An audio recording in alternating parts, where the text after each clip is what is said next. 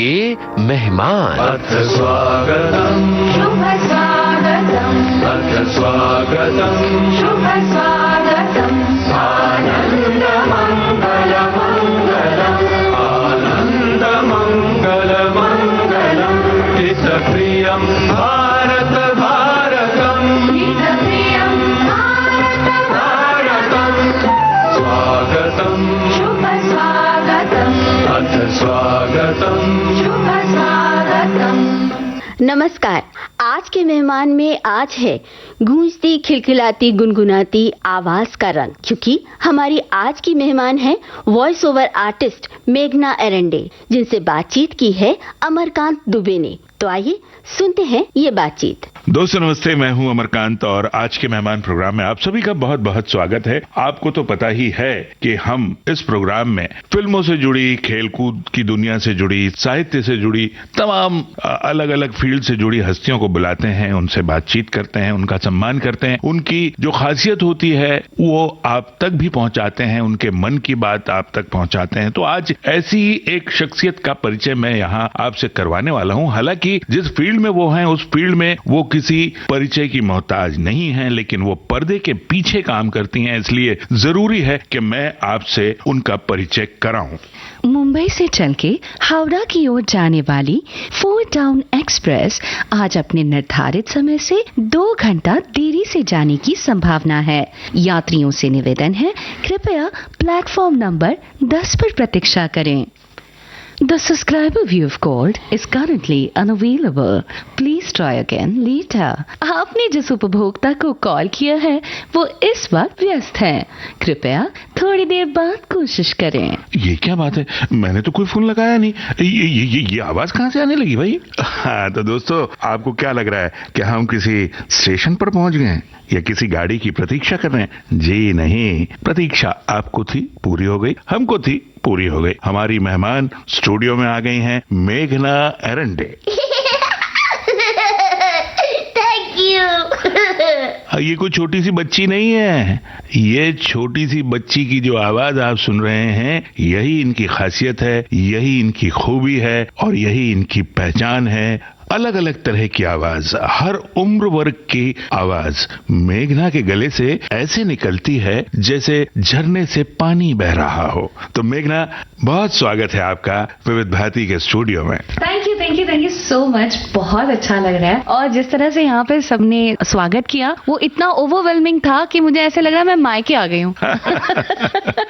बिल्कुल, इसे आप मायका भी कह सकती हैं, ससुराल भी कह सकती हैं, अपना घर भी कह सकती हैं, क्योंकि विविध भारती वो जगह है जहां हर कलाकार का सम्मान होता है। तो मेघना, सबसे पहले मैं आपसे ये जानना चाहता हूं कि ये जो आवाज की आपकी खूबी है, हाँ। ये आपको पहली बार कब महसूस हुआ कि आपके गले में ऐसी कोई खासियत है?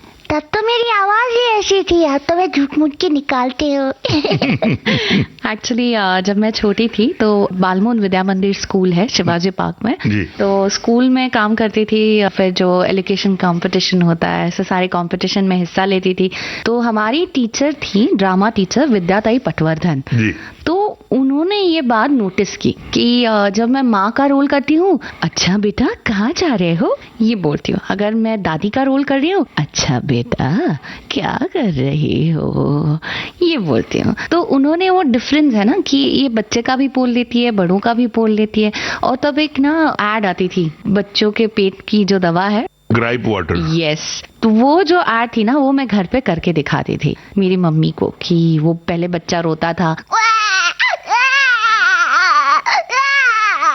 फिर वो उसकी मम्मी आ गई, दादी आ गई, परदादी आ गई, तो वह सारी चीजें घर पे मेरी नौटंकी चलती रहती थी। तो आई बाबा ने नोटिस किया था, पर उनको इतना मतलब उस बात का ये नहीं था कि ये करियर भी, मतलब बहुत ही सीधे साधे हैं मेरे आई बाबा, एकदम अच्छे से अपने मस्त खाओ पियो, बच्चियों का अच्छे से उनको बड़ा करो, संस्कार दो, ऐसे एक अच्छे से प्यारे से घर से मैं बिलोंग करती हूँ। तो उन्होंने कभी सोचा भी नहीं था कि इसका आगे जाके कुछ हो सकता है।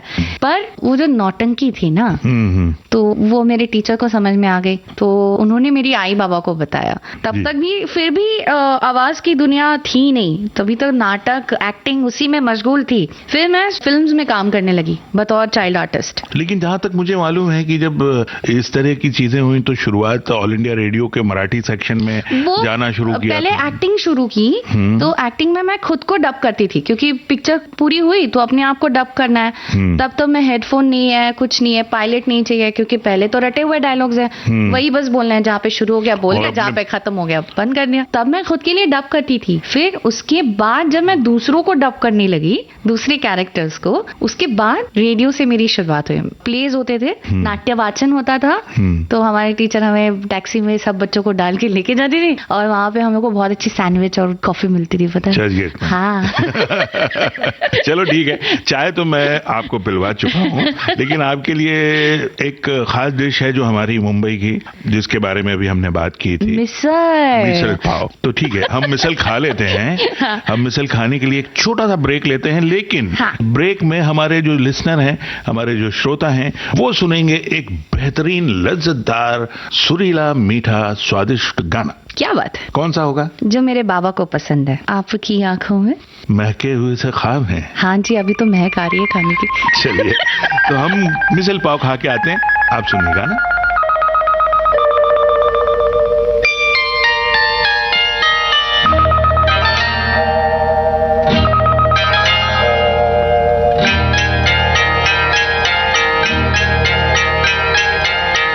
आपकी आंखों में कुछ महके हुए से राज है, आपकी आंखों में कुछ महके हुए से राज है, आपसे भी खूबसूरत आपके अंदाज है, आपकी आंखों में कुछ महके हुए से राज है।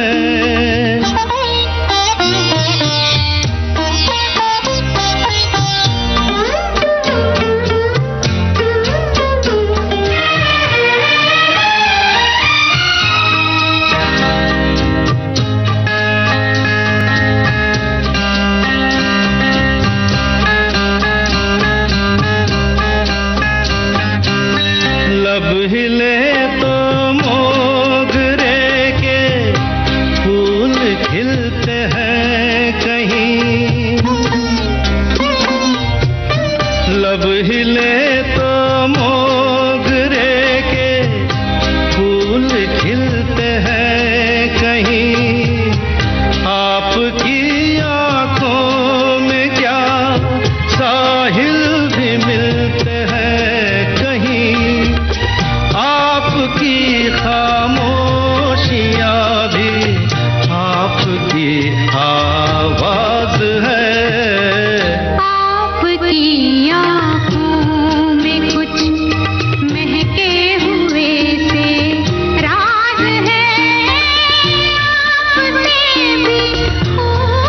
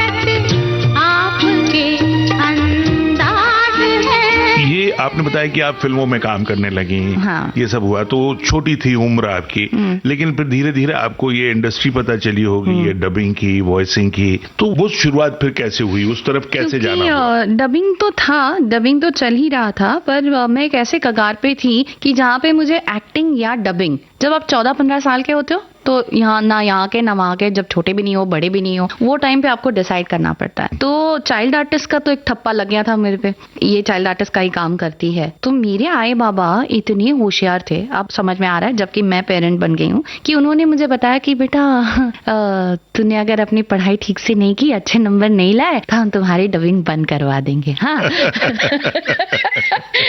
मतलब इतनी चालाकी से उन्होंने ये कन्वे कर दिया कि आपको पढ़ाई पूरी करनी है, और उनको शायद पता चल गया था कि डबिंग मेरी that's my weakness, that's my strength. तो उन्होंने बोला अगर आपने अच्छे मार्क्स नहीं लाए बेटा तो डबिंग बंद करवानी पड़ेगी, एकदम हंसते हंसते बोल दिया उन्होंने। तो फिर मुझे पता चला कि this is the most important thing in my life, कि भगवान ने अगर मुझे कुछ अलग हुनर दिया है तो मुझे उसको रिस्पेक्ट करना चाहिए, मुझे उसको डेवलप करना चाहिए। तो उसके बाद जो एक 14-15 इयर्स की थी, उसके बाद मैंने डिसाइड किया कि मैं एक्टिंग पे नहीं तो मैं डबिंग पे कंसंट्रेट करूंगी। और dubbing is the best field, क्योंकि जब आप एक्टिंग करते हो तो आपके पास मेकअप है, जेस्चर्स है, पोस्चर्स है, सब कुछ दिख रहा है, पर जब आप डबिंग करते हो बस गला एक ही चीज आपके पास है, वही आपकी कला है। तो एक गले से ये जो सारा विश्व तैयार करना है, उसके लिए बहुत मेहनत करनी पड़ती है। अभी भी मैं सीख रही हूँ, 30 साल हो गए, फिर भी आज भी माइक पे जैसे अभी हम लोग आए तो धड़ हो रही थी, आज भी और एक सही कलाकार की यही निशानी है कि वो हर वक्त सीखे। हाँ। आज मुझे विविध भारती में इतने साल हो गए, हम जब अपना फेडर अनाउंसमेंट का फेडर खोलते हैं, हाँ। तब भी फेडर पे हाथ रखते हुए हमारा दिल जोरों से धड़कता है। कई बार कोई स्पेशल ब्रॉडकास्ट होता है, हाँ। हमारे पसीने छूटने लगते हैं। लेकिन अगर हम ये सोचकर खोलें फेडर कि नहीं हमको तो सब आता है, हाँ। तो शायद हम जरूर गलती करेंगे। I know. पर पता है सर, लोगों को लगता है हाँ डबिंग ना वो तो कोई भी कर लेता है, पर ऐसी चीज नहीं है, इसके लिए भी बहुत मेहनत करनी पड़ती है, और ये भी एक मतलब साइंस है। जी, इस मेहनत और इस साइंस के बारे में हम बात करेंगे मेघना, लेकिन उससे पहले आप मुझे ये बताएं, आपने जब ये अलग अलग सीरीज पे डबिंग करनी शुरू की, अलग अलग कैरेक्टर्स के लिए, तो ये कोई फिक्स कैरेक्टर के लिए आपको चुना जाएगा, उसकी क्या प्रोसीजर होती है, कैसे चुना जाता है कि नहीं ये आवाज जो है वो मेघना ही निकालेगी, या इस कैरेक्टर के लिए इस तरह की आवाज होनी चाहिए, ये डिसाइड कौन करता है, कैसे होता है? बहुत अच्छा सवाल है सर। आज तक मुझे ये सवाल किसी ने नहीं पूछा था, क्योंकि सबको लगता है कि आप एस्टैब्लिश हो गए हो तो आपको सारे ऐसे ही मिलते होंगे, तो वैसी बात नहीं है। पहले चैनल में एक शो आता है, चैनल का जो वेंडर होता है उसके पास सारी रिक्वायरमेंट जाती है, फिर वो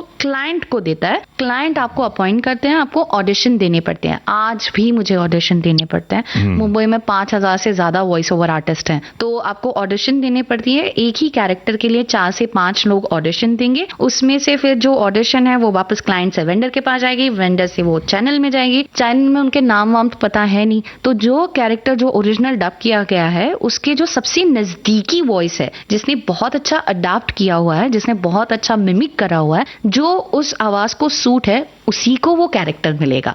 तो यहाँ पे सीनियरिटी कुछ नहीं मैटर नहीं करता, यहाँ पे कुछ नहीं, जो वो आवाज मैच करे उसका वो कैरेक्टर मिल जाता है। देखिए मुझे इशारा मिल रहा है कॉफी का, आप एक काम कीजिए, एक कोई ऐसी वॉइस सुनाइए, उसके बाद एक गाना सुनेंगे और तब तक श्रोता हमारे गाना सुनेंगे, हम कॉफी पियेंगे। तो एक ऐसा कैरेक्टर था जिसके लिए समझो 50 तो ऑडिशन हुए होंगे और 50 में मेरा नंबर लगा, इसलिए मुझे वो फेवरेट कैरेक्टर है। कौन सा? Make way for Noddy.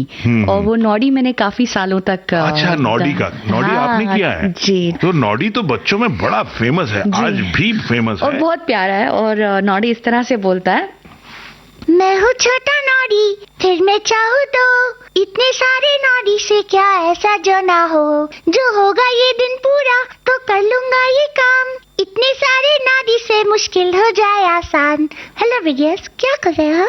मैं तो कॉफी का वेट कर रहा हूँ, लेकिन अब ये आवाज जो है ना तुमने सुनाई है बहुत अच्छी लग रही है, गूंजेगी। साथ साथ बता दो फटाफट गाना कौन सा है अगला? ये तो जैसे नशे जैसा है ना, ऑडिशन पास हो जाओ, तो मेरा पहला नशा तो नॉडी था, तो पहला नशा सुनते। चलो, जो जीता वही सिकंदर, और तुम तो वॉइसिंग की दुनिया की सिकंदर हो ही, तो सुनते हैं ये गाना।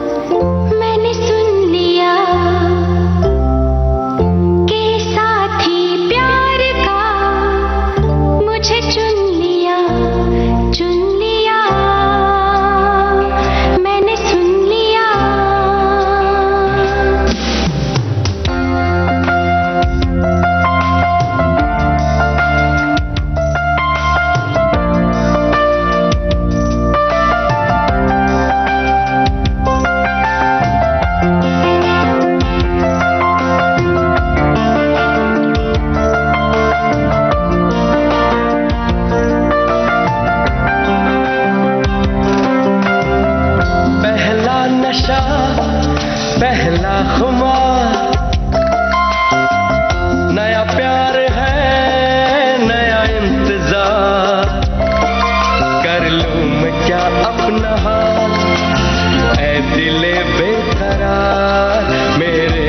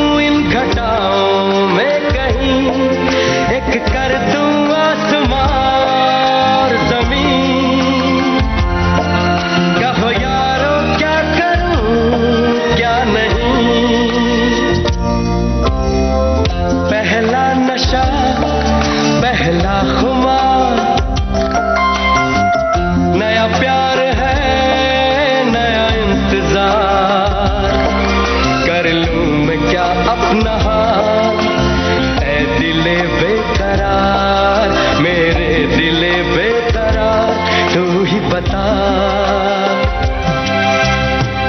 पहला नशा, पहला खुमार। गरम कॉफी के साथ ये नशीला गाना, क्या बात है, क्या कॉफी का मजा नहीं बढ़ा दिया इसने। हाय हाय, और ऊपर से बारिश। बारिश तो है ही। अब इसी बात से, इसी गाने की लाइन से हाँ। जैसे बात को आगे बढ़ाते हैं जी। आपने कहा ये मेरा पहला प्यार था, ये हाँ। मेरा पहला नशा था जी। तो ये नशा फिर धीरे धीरे धीरे जब बढ़ने लगा, हाँ। चढ़ने लगा, हाँ। दिमाग खराब तो नहीं हुआ? हावी जरूर हो गया ना।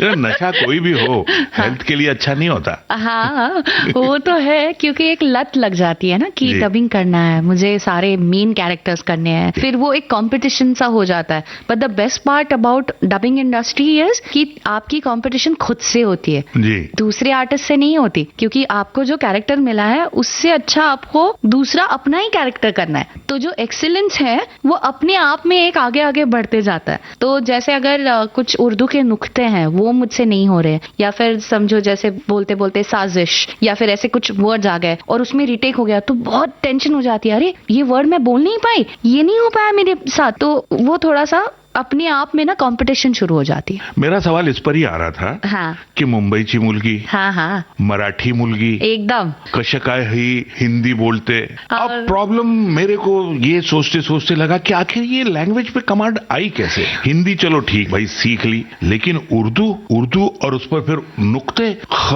क ज कैसे किया ये? क्योंकि ना अच्छे डायरेक्टर्स हमें मिले हैं, सुपरवाइजर्स मिले हैं। अभी क्या हो गया है, थोड़ा सा ना इंडस्ट्री में क्वांटिटी बढ़ गया है। जब मैंने काम शुरू किया था 30 साल पहले, तब सिर्फ क्वालिटी थी। तो हमारे डायरेक्टर्स ही हमारे गुरु होते थे, जैसा वो बोल रहा है बस उनका अनुकरण करो। तो जैसे मैं अभी मराठी बोलती हूँ घर पे, मेरी बच्ची भी बोलती है, मेरी आई बाबा भी बोलते हैं, पर जब मैंने शुरू किया तो मैं 8 साल की थी। तो जैसे घड़ा नहीं होता, आप जो संस्कार करोगे, जैसे उसको शेप दोगे वैसे बनता जाएगा। तो वही चीज मेरे साथ हुई कि जैसे मेरी जो दोस्त हैं वो विराज अड़ाव है जिनके घर में बस इंग्लिश बोली जाती थी, अंकुश झवेरी है जो सिर्फ गुजराती बोलते थे, सौम्या दान है बंगाली बोलते थे, या फिर शानोर मिर्जा है जो बहुत अच्छी उर्दू बोल लेते हैं। तो हमारा जो ग्रुप था डबिंग आर्टिस्ट बच्चों का, वो हर एक अलग अलग जगह से आए हुए थे, पर उनकी जो लैंग्वेज का लहजा है वो उनकी हिंदी में कभी नहीं आया। बिल्कुल सही बात। क्योंकि जब बचपन से ही सिखाया गया था किस तरह से बोलना है, सुपरवाइजर्स अच्छे मिले थे, और फिर ना आपको काम भी करना पड़ता है इस बात पे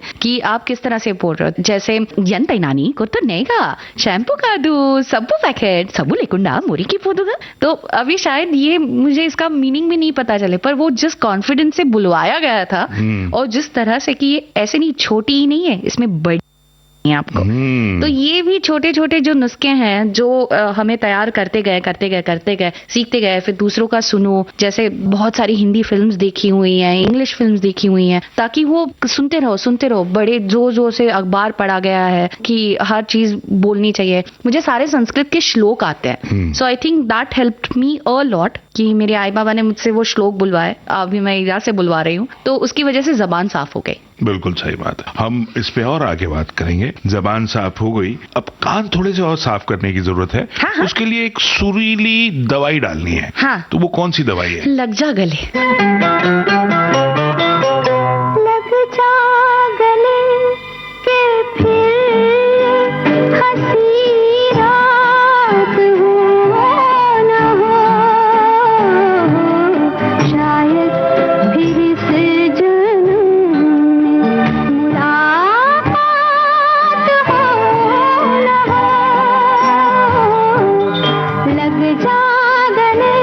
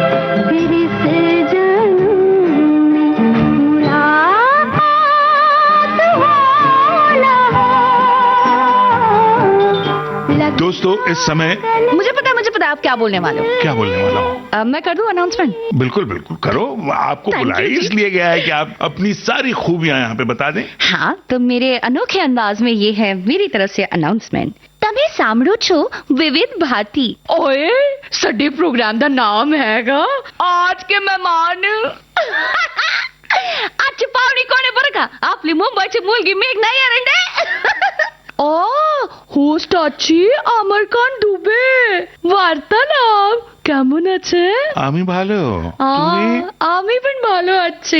আমাকে বাংলা বুঝতে পারে বলতে পারি না। हाँ लेकिन सिर्फ बोलना ही है आपको, और हिंदी में ही बोलिए प्लीज। हमारे सारे जो श्रोता है वो हिंदी ज्यादा समझते हैं। मैं ये तो बता दूं हमारे श्रोताओं को कि आपने जो ये बोला ये क्या बोला। हाँ। साथियों, दोस्तों, श्रोताओं, ये मेघना ने कहा है कि विविध भारती पर इस समय आप सुन रहे हैं कार्यक्रम आज के मेहमान। आज हमारी मेहमान हैं मुंबई की मुलगी, मुंबई की प्यारी बिटिया मेघना एरंडे, जिससे बातचीत कर रहा हूं मैं। मेरा नाम इन्होंने बताया। हो गया, अब आगे बढ़ें। हाँ। चलिए, अब आपने बहुत सी खूबियां इस एक लाइन में ही बता दी। हम बातचीत कर रहे थे गाने से पहले ये बात कर रहे थे कि किस तरह से आपने अपनी भाषा को, अपनी डबिंग के स्किल को और ज्यादा रिच किया, कैसे उसको समृद्ध किया, अपनी अलग अलग भाषाएं सीखी, उनकी जो बारीकियां थी वो सीखी और अपने आप को उसके लिए तैयार किया। जी। अब इसके बाद जैसे आपने पहले एक नॉडी का कैरेक्टर बताया था, इसके बाद ऐसे कुछ स्टॉक कैरेक्टर्स जो आपके हैं जिनमें आप हमेशा आप ही बुलाई जाती हैं, यानी आप सिलेक्ट की गई हैं, हाँ। उनकी कुछ वानगी हम सुन सकते हैं क्या? Absolutely sir. एक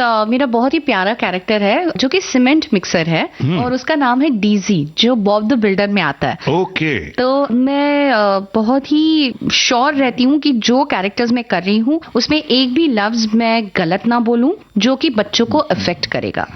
ठीक है, तो मैं ऐसा मानती हूँ कि ये मेरी नैतिक जिम्मेदारी है कि मैं वैसी ही बातें करूं जो बच्चों को अच्छी लगे और जो गलत है वो मैं कभी ना बोलूं अपने कैरेक्टर की मुंह से। जी। अब यहाँ में एक सवाल बनता है, आप अपनी नैतिक जिम्मेदारी को समझती हैं। जी। एक कलाकार होने के नाते आपकी कोशिश होती है कि आप बच्चों को आपके काम से कोई ऐसा संस्कार न दें जो उनकी गलत हो, लिए गलत हो। लेकिन जो चैनल होता है, चैनल में कई बार ऐसे लोग भी काम करा रहे होते हैं जो इन सारी चीजों की या तो परवाह नहीं करते या उनको बेसिक ही नहीं मालूम होता। कई बार उनको ही नहीं मालूम होता कि वो सही करा रहे हैं या गलत। तब क्या उस तरह से जो लोग वहां आपसे काम करवा रहे हैं उनसे कभी कोई बहस, कोई झड़प, मतलब जिसको कहना चाहिए कि एक डिस्कशन जैसा, हॉट डिस्कशन जैसा, हेल्दी डिस्कशन, हाँ, वो होता है? जरूर उससे होता है, कैसे निपटती बिल्कुल हैं आप? होता है। तब मैं अपना जो मैं माँ हूँ ये वाला हथियार सामने रख देती हूँ कि मैं एक माँ हूँ, मेरी बच्ची ये नहीं देखेगी या मैं नहीं चाहूंगी कि वो ये सुने, तो मैं वो चीज नहीं बोलूंगी। और अभी 30 साल काम करते ना, उतना तो मुझे लगता है हक आ गया है कि मैं अपने लाइंस बदल सकती हूँ या फिर ऑब्वियसली उनकी अनुमति लेकर थोड़ा सा स्टैंड अपना एक क्लियर होता है। और मुझे लगता है जैसे निंजा हथौड़ी है, ठीक है, तो जो जापानीज कैरेक्टर है उसमें तो उतने मॉरल्स और वैल्यूज वो बताता नहीं है, पर एंड क्रेडिट में या फिर एंड शॉट में वो कुछ तो भी बच्चों से बात करता है। वहां पे मैंने खुद शुरू कर दिया ये चीज कि कुछ अच्छा सा उनको एक हाथ लाइन बता दूं, जैसे अपनी मम्मी डैडी की सुनो या फिर अपना होमवर्क करो बाद में कार्टून देखो, या फिर ये जो चीजें है ना, तो मैंने वो अपनी अपनी डेवलप करी है, पर अनुमति लेके की है और वो भी मना नहीं करते। और जब आप 30 साल डब कर रहे हो तो आपको एक अंदाजा तो आ जाता है कि ये सही है, ये गलत है। तो हम तो कगार पे खड़े रहते हैं, थोड़ा सा लेफ्ट में जाए तो सही चीज नहीं है और ज्यादा राइट हो जाए तो वो भी सही नहीं है। तो ये बैलेंस करना ना बहुत जरूरी है एज एन आर्टिस्ट। तो निंजा की आवाज में एक मैसेज हमारे बच्चों के लिए दे दो। वो हमारे विविध भारती के भी बहुत से बच्चे जो हैं वो लिसनर हैं और उनकी माँ तो है ही।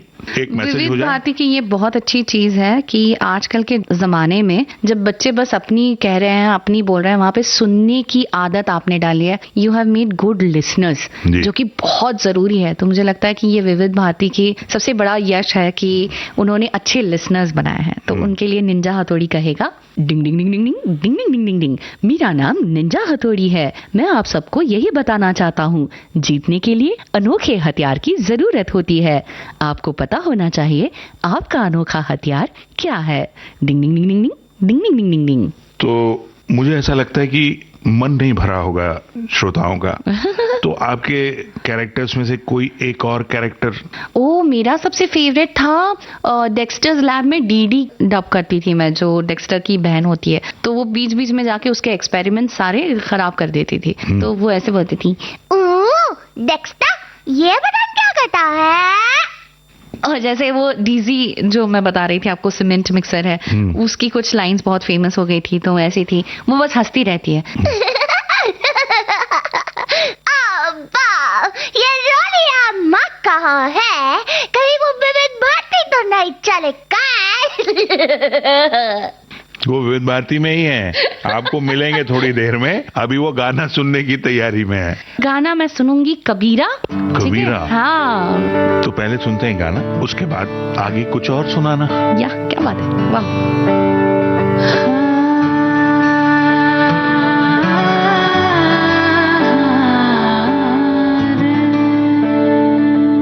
तेरी खुद गर्जी, ना धूप चुने ना छाँव, कैसे तेरी खुद गर्जी, किसी ठोर टिके ना पाऊं, कैसी तेरी खुद गर्जी, ना धूप चुने ना छाऊं, कैसी तेरी खुद गर्जी, किसी ठोर टिके ना पाऊं। बन लिया अपना पैगंबर, तर लिया तू सात समुंदर, फिर भी सूखा मन के अंदर क्यों रहेगा। कबीरा मान जा, रे फकीरा मान जा, आजा तुझको पुकारे तेरी परछाइयाँ, रे कबीरा मान जा, रे फकीरा मान जा।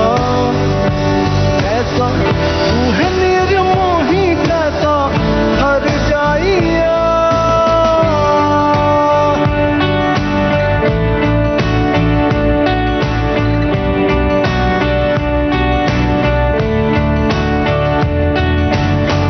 टूटी चारपाई वही ठंडी पुरवाई, रास्ता देखे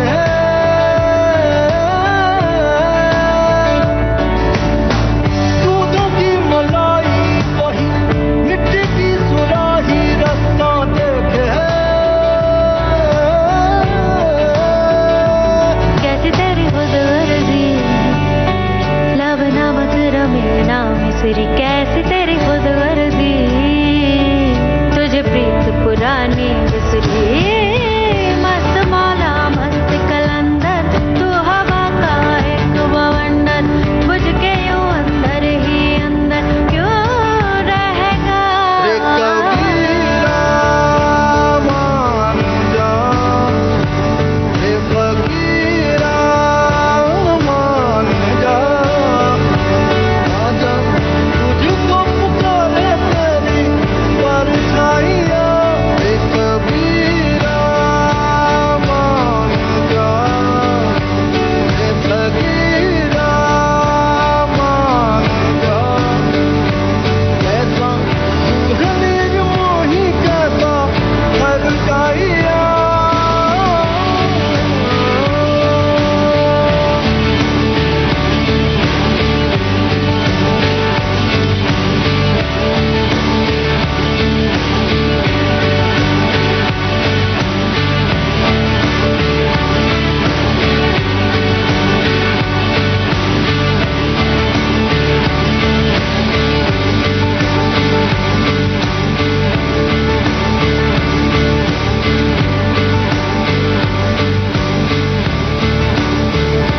बहुत अच्छा गाना चुना और इससे समझ में आता है कि आप किस तरह से चीजों को लेती हैं, किस तरह से हर जगह से कुछ सीखने की कोशिश करती हैं। एक अच्छे डबिंग आर्टिस्ट को उसका एक ऑब्जर्वेशन है वो भी अच्छा होना चाहिए। बहुत अच्छा होना चाहिए ताकि आप दूसरों के लकब पकड़ सको, उनके ऑब्जर्वेशन से उनका जो एक छोटे छोटे न्यूसेंस होते हैं वो अगर पकड़ो। जैसे आप कहीं ट्रैवल कर रहे हो, पब्लिक प्लेस पे हो, तो आपको 10 कैरेक्टर तो वही मिल जाएंगे। कौन किस तरह से बात करता है, कौन कहाँ पे पॉज देता है। मेरी एक दोस्त है वो ऐसी हंसती हुई तो ये मैंने कहीं यूज कर दिया। या फिर जैसे मेरी बच्ची है वो 2 बार बोलती है, एक बार आई नहीं बोलती, आई आई आई मतलब वो एक बार आई नहीं बोलेगी, वो 2-3 बार, तो वो मैंने कहीं से भी पकड़ लिया। तो जैसे अलग अलग चीजें हैं, जैसे कुछ लोग बहुत आराम से बोलते हैं तो वो धीरे धीरे सोचते हुए ना, वो भी मैंने अपने कैरेक्टर में एक बार डाल दिया। तो वो है, ये सारे ऑब्जर्वेशन डबिंग में काम आते हैं बहुत ज्यादा। अच्छा मेघना, आपने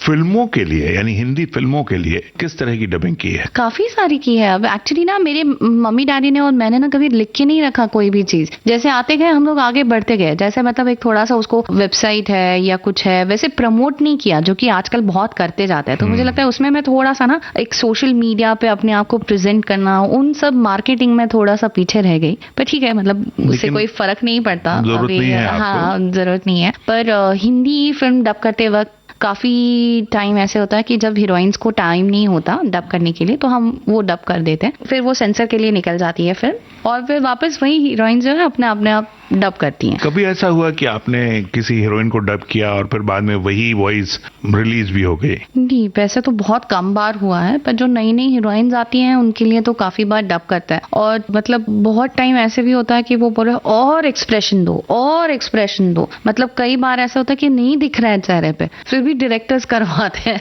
अगर आज के समय की बात करें तो आज बहुत इजी हो गया है। इस बात को तो आप भी मानती होंगी कि डबिंग आज बहुत, मतलब पहले की तुलना में आज बहुत सरल हो गई है। हाँ। पहले ग्रुप में रिकॉर्डिंग होती थी, पहले ग्रुप में डबिंग होती थी, 4-4, 5-5 माइक लगते थे, सेपरेटर्स उसके बीच में लगा करते थे, पूरे सारे के सारे आर्टिस्ट बैठ के पूरी एक टेक में वो रिकॉर्डिंग की कोशिश करते थे, डबिंग की कोशिश करते थे। हाँ। देयर आर टू थिंग्स कि एक पारंपरिक डबिंग है और एक आधुनिक डबिंग है। उसके प्रोज एंड कॉन्स भी है कि पहले हम लोग कैसे पूरा दिन एक ही एपिसोड करते थे, अब 1 घंटे में एक एपिसोड करते हैं। ठीक है, वही जैसे आपने पहले बातचीत में कहा था क्वालिटी और क्वांटिटी। आज क्वांटिटी है, क्वालिटी नहीं है। अगर इस बात को बहुत अच्छे से समझना चाहें तो डब किए हुए सीरियल को टीवी पे जब आप देखते हैं तो उसको आप आंख बंद करके देखिए, तब आपको समझ में आएगा। क्या बात? सारे के सारे कैरेक्टर एक लेवल पर बोलते हुए सुनाई देंगे आपको। अच्छा, ये बहुत अच्छा थॉट दिया आपने। मैं अपने लिसनर्स को भी बताना चाहूंगी कि जैसे सरा भी बोल रहे हैं कि आंख बंद करके वो चीज सुनिए। आपको सारे कैरेक्टर एक ही लेवल पर बोलते सुनाई देंगे।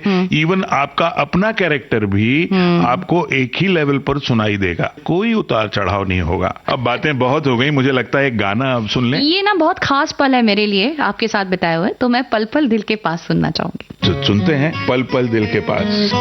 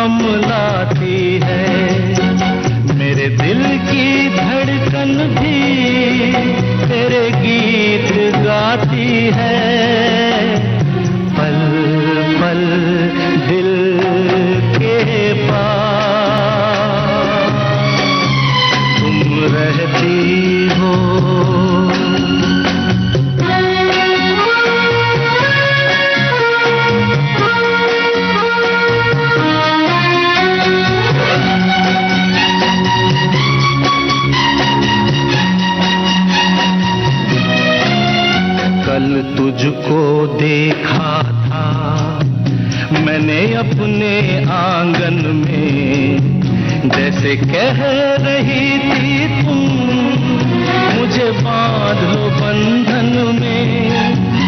ये कैसा रिश्ता है, ये कैसे सपने हैं, बेगाने होकर भी क्यों लग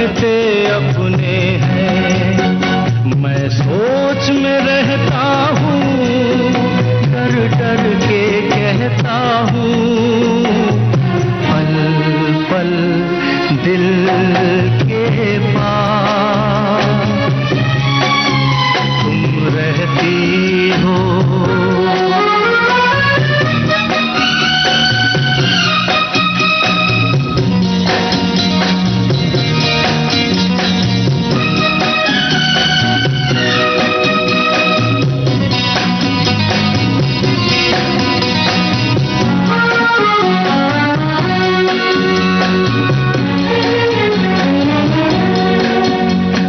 सोचोगी क्यों इतना मैं तुमसे प्यार करूं, तुम समझोगी दीवाना मैं भी इकरार करूं।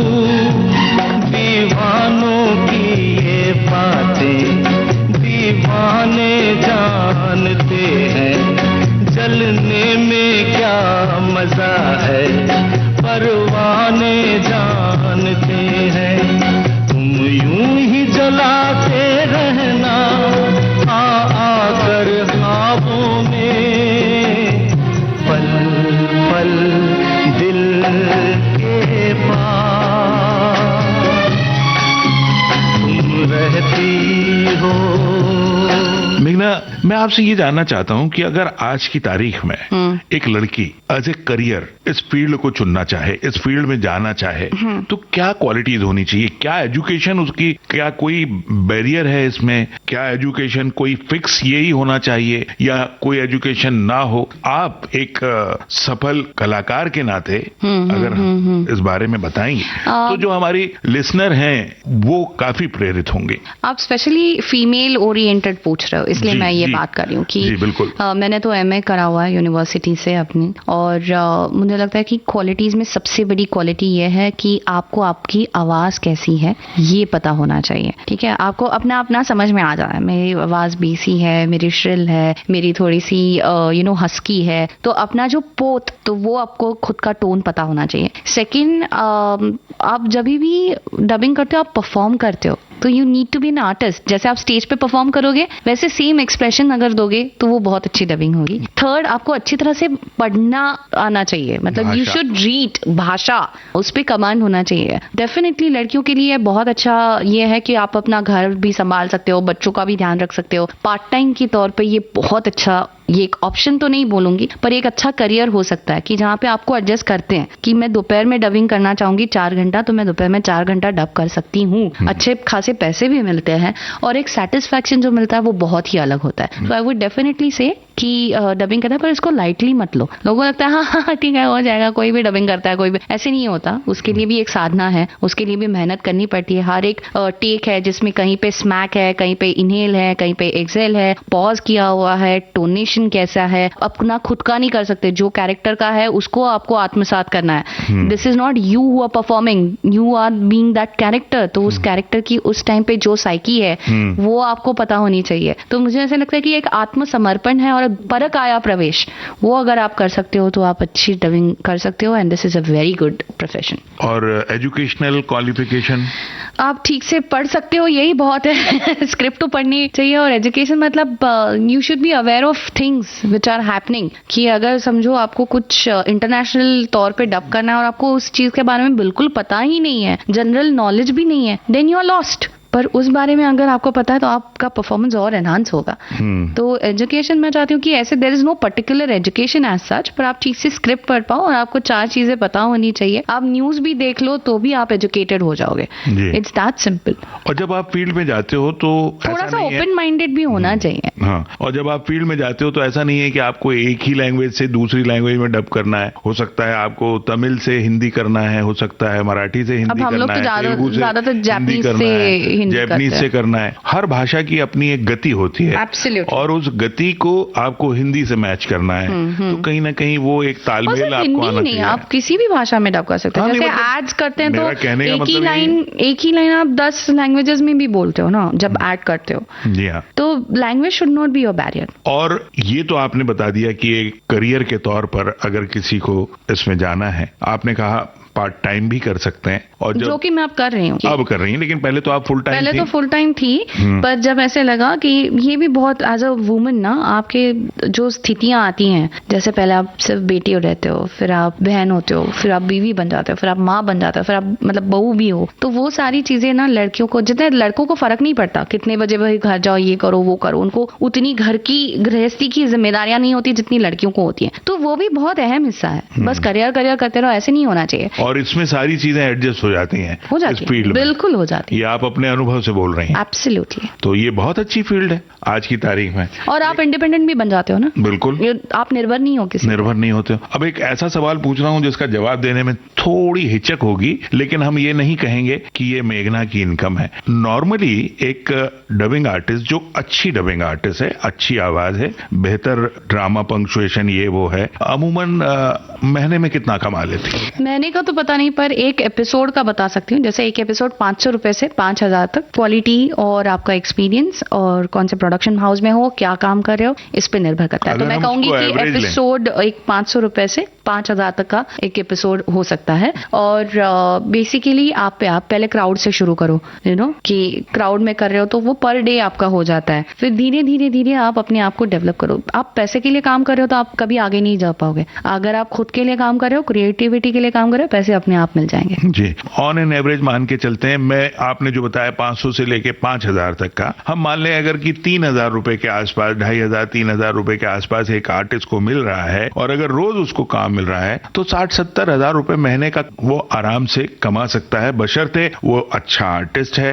उसको समझ है, आवाज अच्छी है और उसके रिलेशन अच्छे हैं। हाँ, मतलब खैर, ये हम तो हर इसको व्यक्ति सापेक्ष बदलता रहेगा। बदलता है। हाँ। लेकिन हम इसको ये नहीं कह रहे हैं कि हमारी बात को आप ये लेके चलें कि नहीं, हम जो कह रहे हैं वही सही है। उतना ये भी मिलना चाहिए एक्सपोजर, कि आप वहां तक पहुंचो कैसे। देयर इज नो इंस्टीट्यूट और कुछ ऐसा है नहीं कि वहां पे हमारे लिसनर्स ऐसे ही पहुंच गए ऑडिशन देने। तो वो भी थोड़ा मुझे लगता है ना, इसमें एक 20% है ना, अपना नसीब, लक भी फैक्टर करता है। अब यहाँ आपकी बात से ही एक सवाल मैं पूछ रहा हूँ। आपने कहा यहाँ कोई इंस्टीट्यूट नहीं है, लेकिन ऐसे कई वर्कशॉप सुनने को मिलते हैं, ऐसे कई इंस्टीट्यूट कि आइए हम 7 दिन में आपको वॉइसिंग सिखा देंगे, आइए हम 7 दिन में आपको बड़ा डबिंग आर्टिस्ट बना देंगे। क्या सचमुच किसी को कोई डबिंग आर्टिस्ट या बहुत बड़ा वॉइस ओवर आर्टिस्ट 7 दिन या 70 दिन में बना सकता है? मुझे लगता है मैं 30 साल में अब तक बेस्ट नहीं बन पाई। तो 7 दिन, ये आई डोंट नो, इस पे मैं ज्यादा बात नहीं करना चाहती, क्योंकि मैं किसी चीज से जुड़ी हुई नहीं हूँ और आज तक मैंने कभी वर्कशॉप कंडक्ट नहीं करा है, क्योंकि मुझे ऐसा लगता है I am still a student. वहां पे ना आप उनको गाइडेंस दे सकते हो, पर इसका कोई साइंस नहीं है। ये आपको भगवान जो हुनर देता है उसी को आगे बढ़ाना है, और वो हर एक को नहीं मिलता। तो जैसे गाना है, उसका एक शास्त्र है, तो आप गाना सीख लिए तो आपके उसमें लेवल बढ़ते जाते हैं। पर डबिंग एक ऐसी चीज है जो भगवान ने आपको दी हुई है, उसका बस आप साइंस सीख सकते हो, पर वो कला मुझे लगता है कि ऊपर से ही लेकर आना चाहिए। उसको आप फाइन ट्यून कर सकते हो, पर सीख नहीं सकते। हमारे जो सीनियर्स थे वो कहते थे कि कला आपके अंदर है तो वो कला यूं ही नहीं निखरेगी। कला करत की विद्या है, करते रहिए तो ही फलेगी फूलेगी। एब्सोल्युटली। तो इसी नोट पे अब मैं जानना चाहूंगा कि आज के इस प्रोग्राम का अगला और अंतिम गाना कौन सा है? मैं अजय अतुल की बहुत बड़ी फैन हूँ, और जब भी मैं लो फील करती हूँ कि कुछ चीजें मन जैसी नहीं होती, आप कितने भी काम करो, कितना भी सक्सेसफुल हो जाओ, पर कहीं तो भी एक ऐसा मंजर आता है जिंदगी में कि जहाँ पे आप थोड़ा सा लो फील करते हो, चीजें आपकी तरह नहीं हो रही हैं, तब मैं ये गाना सुनती हूँ और मुझे बहुत अच्छा लगता है। तो मैं चाहती हूँ कि हमेशा हर कोई पॉजिटिव रहे, अच्छा सोचे, और कभी भी अगर आपको लो लगे तो अच्छा सा गाना सुन लीजिए और वापस फिर से काम पे लगे। तो मेरा जो वो गाना है जिससे मैं प्रेरित होती हूँ, वो गाना सुनेंगे, अभी मुझ में कहीं बाकी है जिंदगी।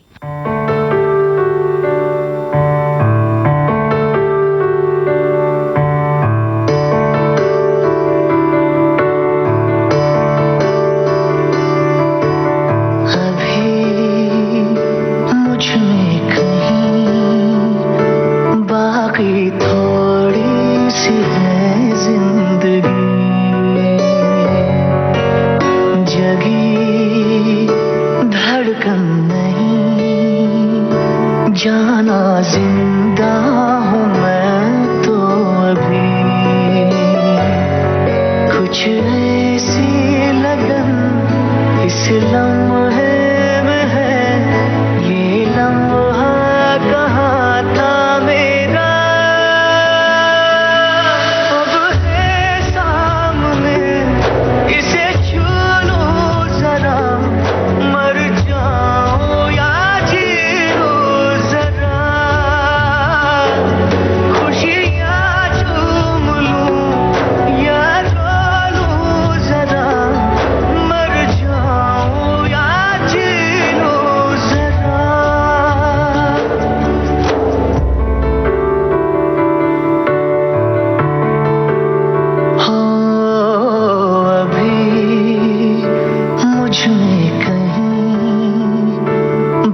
बाकी थोड़ी सी है जिंदगी।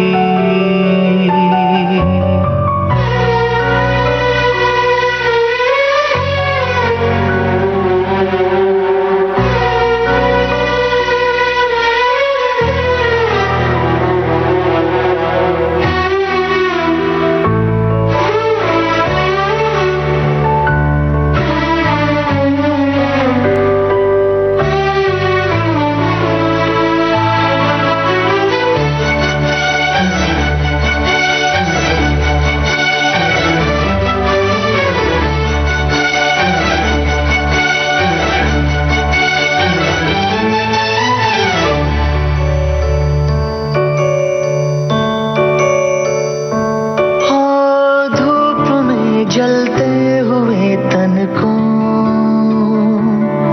छाया पेड़ की मिल गई। रूठे बच्चे की हंसी जैसे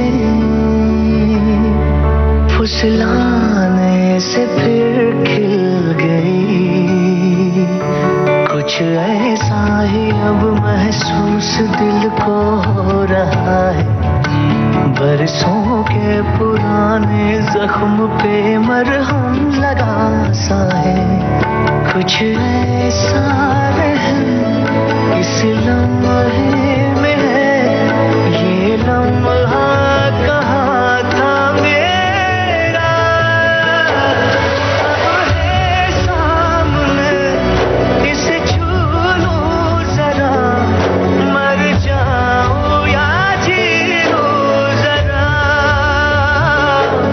खुशियाँ चूम लूं या रो लूं जरा, मर जाऊं या जी लूं जरा।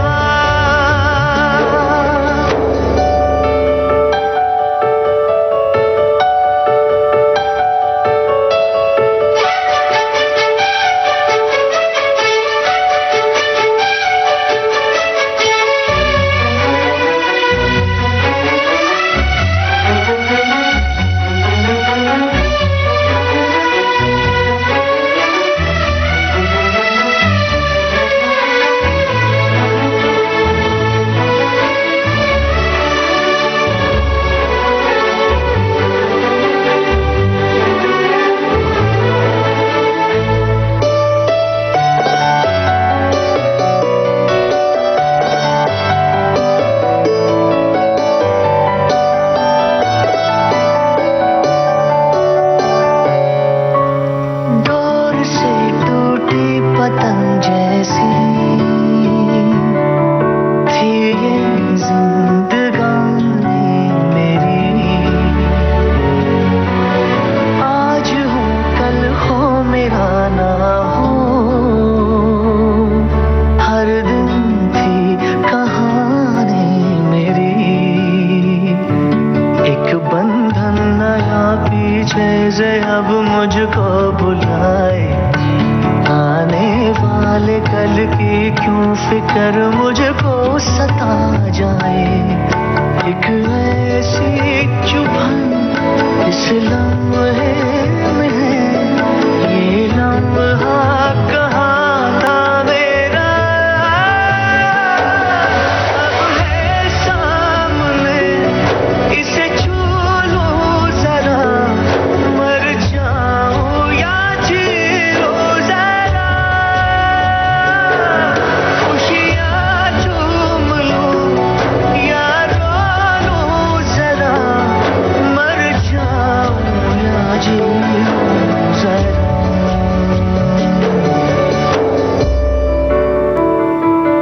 बहुत ही अच्छा गाना आपने चुना और अब वक्त आ गया है कि आज के इस प्रोग्राम को हम यहीं खत्म करें। लेकिन आपको ये वादा करना है कि आप दोबारा विविध भारती में आएंगी, हमारे एक और प्रोग्राम में हिस्सेदार बनेंगी, कुछ अपनी बातें करेंगी। और आज यहाँ से जाने से पहले थोड़ी सी अपनी कला की, अपने प्रतिभा की वानगी देते हुए जाएं। आप जो हमारे श्रोताओं से नमस्कार कहने वाली हैं, विविध भारती का जो धन्यवाद करने वाली हैं, वो अपने अंदाज में कीजिए। हाँ, first of all thank you so so much कि मुझे आपने इतना बड़ा प्लेटफॉर्म दिया, जहाँ से मेरी शुरुआत हुई थी आज मैं वहीं पे खड़ी हूँ, तो थोड़ा सा ग्राउंडेड फील कर रही हूँ।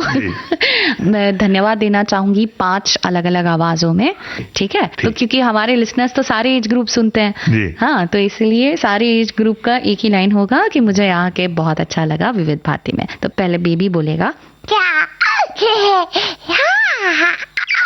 बेबी थोड़ी ना बात कर सकता है। बिल्कुल सही कहा।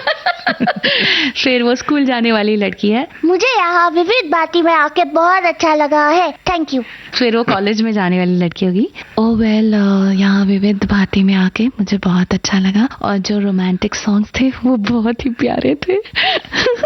फिर वो माँ है। अगर भाई बहुत अच्छा लगा विविध भारती में आके, वो ऐसे खुशबू है ना जो बचपन में स्टूडियोज में आती थी, वो फिर से मिल गई। थैंक यू दुबे जी, अब बहुत अच्छे हैं, थैंक यू। अभी वो दादी होगी। विविध भारती में आके बहुत अच्छा लगा, ये तो पुण्य का काम कर रहे हैं आप, थैंक यू। तो दोस्तों, मुझे उम्मीद है आज भरपूर मनोरंजन के साथ बहुत सी काम की बातें भी आपने सुनी होंगी। अब इसी के साथ मैं विविध भारती की तरफ से मेघना एरेंडे को देता हूं बहुत बहुत धन्यवाद। नमस्कार। नमस्कार। आज के मेहमान कार्यक्रम में आज आप सुन रहे थे वॉइस ओवर आर्टिस्ट मेघना एरेंडे से अमरकांत दुबे की बातचीत। रिकॉर्डिंग इंजीनियर थे विनायक तड़वलकर। विविध भारती की ओर से इस कार्यक्रम के प्रस्तुतकर्ता जुबेर खान।